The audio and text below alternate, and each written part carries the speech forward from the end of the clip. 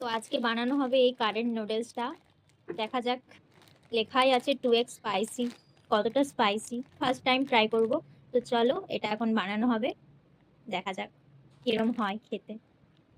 এখন এটা প্যাকেট থেকে বের করা হয়েছে। এখানে কি কি দিয়েছে দেখো, একটা মিক্সড ভেজিটেবল মিক্স ডিহাইড্রেটেড, আর এটা চিকেন সিজনিং। আর এখন গরম জলের মধ্যে দিয়ে দিয়েছি এগুলো।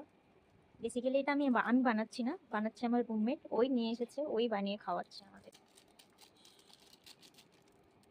এটাও দিয়ে দেওয়া হলো, এগুলো বয়েল হতে থাক। Chicken powder